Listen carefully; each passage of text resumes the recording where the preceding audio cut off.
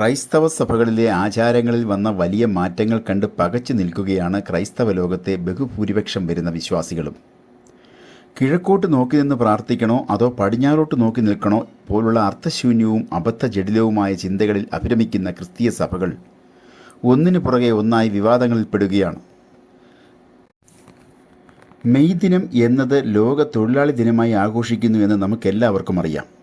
ചില ക്രൈസ്തവ സഭകൾ മെയ് ദിനത്തിന് പ്രത്യേക ശുശ്രൂഷകളൊക്കെ നടത്താറുണ്ട്. അത് ഒരു ആചാരത്തിൻ്റെ ഭാഗമായി നടത്തപ്പെടുന്നവയാണ്. കത്തോലിക്ക സഭ മെയ് 1 ജോസഫിൻ്റെ തിരുനാളായും മെയ് മാസം മരിയൻ മാസമായും ആഘോഷിച്ചു വരുന്നു.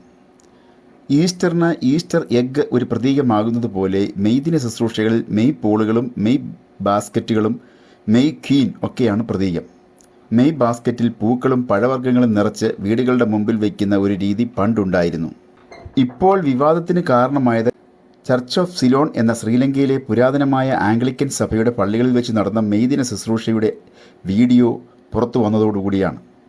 പുരോഹിതന്മാരുടെയും കൊയർ അംഗങ്ങളുടെയും പ്രീച്ചിങ് സ്കാഫിലും കസോക്കിലുമൊക്കെ അരിവാൾ ചുറ്റിയ നക്ഷത്രം ആലേഖനം ചെയ്ത് പ്രൊസഷനിങ് നടത്തുന്നു. ആ കാഴ്ച ലോകത്തിന് അമ്പരപ്പായിരുന്നു ആദ്യം നൽകിയത്. രാഷ്ട്രീയ പ്രതീകങ്ങളെ സഭയ്ക്കുള്ളിലേക്ക് കൊണ്ടുവരരുതെന്ന് വിശ്വാസികൾ കൂട്ടമായി സഭയോട് ആവശ്യപ്പെടുന്ന അവസ്ഥയിലെത്തി നിൽക്കുന്നു കാര്യങ്ങൾ. ഇതിനെ അനുകൂലിക്കുന്നവരുടെ എണ്ണം തുലോം കുറവാണ്. ഇത് അനുകൂലിക്കുന്ന ഒരാളുടെ അഭിപ്രായം ഇങ്ങനെയാണ്: അനീതിയും ചൂഷണവും നിറഞ്ഞു നിൽക്കുന്ന ഈ ലോകത്ത് അത്തരം തിന്മകളെ എതിർക്കാനും സമൂഹത്തെ ബോധവൽക്കരിക്കാനും ക്രിസ്തുവിൻ്റെ ആശയങ്ങളെ പേറുന്ന ചിഹ്നങ്ങളും പ്രതീകങ്ങളും ഉപയോഗിക്കുന്നതിൽ തെറ്റില്ല. ക്രിസ്തുവിൻ്റെ മഹിമ മനസ്സിലാക്കാൻ ഇത്തരം രാഷ്ട്രീയ പ്രതീകങ്ങളുടെ ആവശ്യമുണ്ടോ എന്ന് മറ്റൊരാൾ തിരിച്ചു ചോദിക്കുന്നു.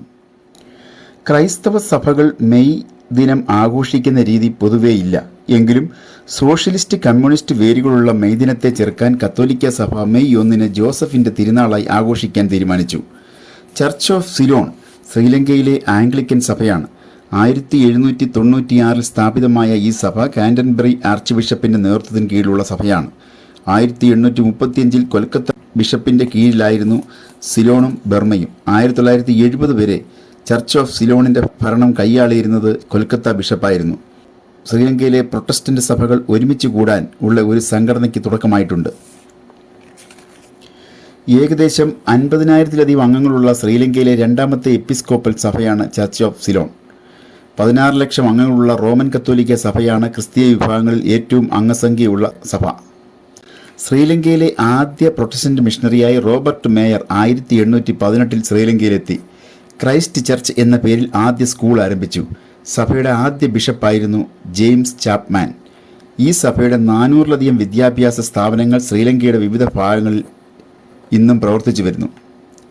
ശ്രീലങ്കൻ പ്രധാനമന്ത്രിമാരായ DS സേനാനായകെ, ഡഡ്ലി സേനാനായകെ, വിജയാനന്ദ ദഹനായകെ, ബന്ധാര നായകെ എന്നിവർ ചർച്ച് ഓഫ് സിലോണിൻ്റെ വിദ്യാഭ്യാസ സ്ഥാപനങ്ങളിലെ പൂർവ്വ വിദ്യാർത്ഥികളായിരുന്നു.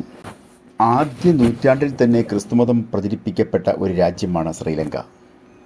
ശ്രീലങ്കയുടെ പുരാതന പേര് തപ്രോബെയിൻ എന്നായിരുന്നു. ഗ്രീക്കുകാരും റോമാക്കാരും ആദ്യ നൂറ്റാണ്ടിൽ ശ്രീലങ്കയെ വിളിച്ചിരുന്നത് ഈ പേരിലാണ്. തീരദേശത്തിൻ്റെ കളർ സൂചിപ്പിക്കുന്ന ചെമ്പ് നിറം എന്നർത്ഥം വരുന്ന താമ്രപർണി എന്ന സംസ്കൃത പദത്തിൽ നിന്നാണ് താപ്രോബെയിൻ എന്ന വാക്ക് ഉത്ഭവിച്ചത്.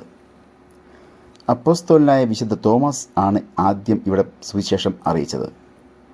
6-ാം നൂറ്റാണ്ടിൽ ഇതുവഴി കടന്നുപോയ കടൽ യാത്രികർ ഇവിടെ ക്രിസ്ത്യാനികളെ, പ്രത്യേകിച്ച് പേർഷ്യൻ ക്രിസ്ത്യാനികളെ കണ്ടതായി രേഖപ്പെടുത്തിയിട്ടുണ്ട്. വളരെ പിന്നീട് പാശ്ചാത്യ മിഷണന്മാരുടെ വരവോടെയാണ് ശ്രീലങ്കയിൽ ക്രിസ്തുമതം കൂടുതൽ പ്രചരിക്കുവാനായി തുടങ്ങിയത്. ദ പെന്തക്കോസ്ത് മിഷൻ്റെ ആരംഭം സിലോണിലായിരുന്നു. ബുദ്ധമതവും ഹിന്ദുമതവും ഇസ്ലാമിനും വേരോട്ടമുള്ള ശ്രീലങ്കയിൽ 2019 പള്ളികളിൽ നടന്ന ഈസ്റ്റർ ശുശ്രൂഷയിൽ ഇസ്ലാമിക ഭീകരർ വെച്ച ബോംബ് പൊട്ടി 268 പേർ കൊല്ലപ്പെട്ട സംഭവം ശ്രീലങ്കയിലെ ക്രൈസ്തവ ലോകം നടുക്കത്തോടെയാണ് ഓർക്കുന്നത്.